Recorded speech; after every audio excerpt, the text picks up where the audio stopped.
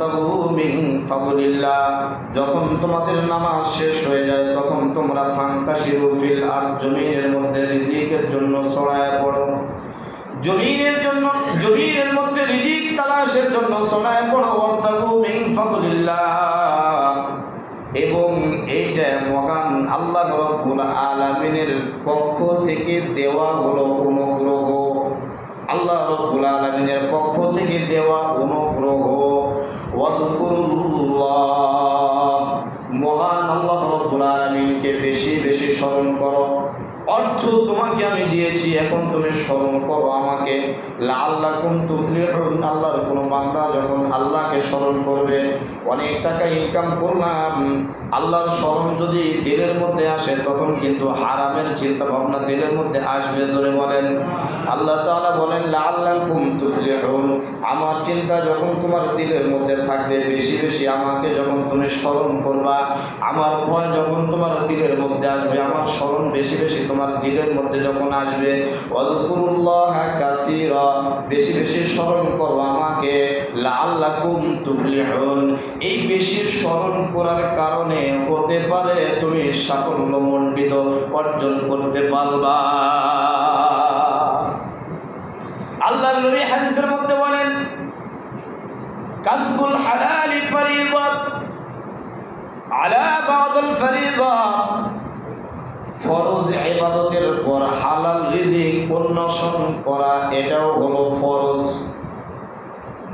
হালাল রিজিক অন্বেষণ করা, তালাশ করা ফরজ ইবাদতের পর এটাও ফরজ। আল্লাহর নবী হাদিসের মধ্যে বলেন লা ইয়াকুদু আহাদুকুম মান তালাবার রিজকা, আল্লাহ তাআলা কোনো বান্দাকে না খাওয়ায় রাখবেন না, এটা তো কথা ঠিক আছে। লা ইয়াকুদু আহাদুকুম মান তালাবার রিজকা, কোনো বান্দাই বসে থাকা তার জন্য উচিত না। লা ইয়াকুদু, কোনো বান্দাই বসে থাকবা না। মান তালাবার রিজকা, রিজিককে অনুসরণ করো, তলব করো কোন জায়গায় রিজিক আছে। ওয়া ইয়াকুলুল্লাহুম্মা রযুকনি, এবং আল্লাহ রাব্বুল আলামিনের কাছে দোয়া করতে থাকো, আল্লাহ তুমি আমাকে রিজিক দাও। ফাকাদ আলিমতুম আন্নাস সামা, আল্লাহ তুমি যেখান থেকে তোমার আমার জন্য ভালো মনে করো সেখান থেকে তুমি তোমার অনুগ্রহের মাধ্যমে আমাকে রিজিক দাও। আন্নাস সামা লা তামতারা যাহাবান ওয়ালা ফিদ্দা, আল্লাহর নবী বলেন আল্লাহ তাআলা তোমাকে বসায় বসায় স্বর্ণ মুদ্রা রিজিক দেওয়ার মতো ক্ষমতা আল্লাহ তাআলার আছে না নাই? জোরে বলেন আছে না নাই? এই ক্ষমতা আল্লাহ তাআলার আছে। আল্লাহর নবী বলেন লা তামতারা যাহাবান ওয়ালা ফিদ্দা, বসে বসে তুমি স্বর্ণ মুদ্রা রিজিক পাবা, এই চিন্তা ভাবনা তোমার জন্য করা উচিত না। এই জন্য মহান আল্লাহ রাব্বুল আলামিনের দরবারে সম্পদ এটা হালালের জন্য দোয়া করতে হবে। আল্লাহ তোমার কাছে সম্পদ চাই, তোমার কাছে রিজিক চাই, কিন্তু আমাকে হালাল রিজিক দিও, হারাম রিজিক না। জমিনের মধ্যে কত বড় বড় মাখলুকাত রয়েছে যাদের প্রতিদিনের খাবার লাগে 2 থেকে 3 টন, 4 টন, 5 টন। কতটুকু খান বাবা? সারাদিনে অনেক মানুষ আছে যারা 1 পোয়া চাউলের ভাত সারাদিনে খেয়ে শেষ করতে পারেন না। আবার হয়তো বা অনেকে আছেন মাত্র 3 সন্ধ্যায় 3 পোয়া খেতে পারেন, 1 কেজিও খেতে পারেন না। মানুষের যখন টাকা পয়সা থাকে না তখন মানুষের খাবার চাহিদা থাকে, যখন খাবার চাহিদা থাকে তখন মানুষের খাবারের বস্তুগুলো তার কাছে কম থাকে। মানুষের কাছে যখন টাকা পয়সা হয়ে যায়, খাবারের বস্তু উপস্থিত, এখন আর মানুষ খাবার খেতে পারে না, এখন আর খাবার মতো শরীরের এনার্জি থাকে না। অনেক মানুষ আছে এরকম টাকা পয়সা কোটি কোটি টাকা পয়সা ব্যাংক ব্যালেন্স হয়েছে, কিন্তু ডাক্তার সাহেব নিষেধ করেছে জাহাপানা আপনি কখনো যতদিন বেঁচে থাকবেন 1 টুকরা কোনো মাংসই আপনি মুখে দিতে পারবেন না। আছে না নাই? অথচ আল্লাহর বলেন যেই সময় 2 কেজি গরুর গোশত এক জায়গায় একই বসায় খেয়েছে, এই সময় 2 কেজি গরুর গোশত কেনার মতো যোগ্যতার সামর্থ্য তার ছিল না। এখন 2 কেজি নয়, হাজার হাজার কেজি গরুর গোশত সে ইচ্ছা করলে কিনতে পারে আর খেতে পারে না, পারে? এটাই বাস্তবতা, এটাই বাস্তবতা। এই জন্য কখনোই কোনো অবস্থাতে হারাম খাওয়া, জোরে বলেন, সকলেই বলেন। যারা কথা বলছেন না তারা চিন্তা করছেন হুজুর আর কিছুদিন খেয়ে নেই, করা যাবে?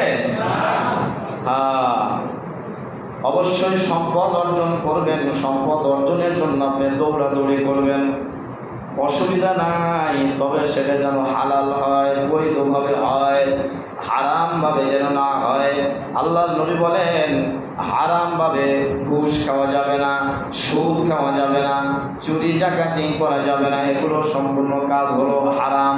প্রতারণা করে মানুষের কাছ থেকে টাকা পয়সা নেওয়া যাবে না, ছল চাতুরি করে অনেক সময় মানুষের কাছ থেকে টাকা নেয়, এটাও নেওয়া যাবে না।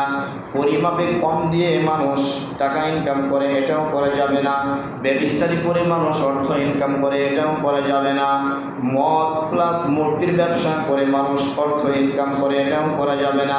গান বাদ্যের মাধ্যমে পরিশ্রম গ্রহণ করে, এটাও করা যাবে না।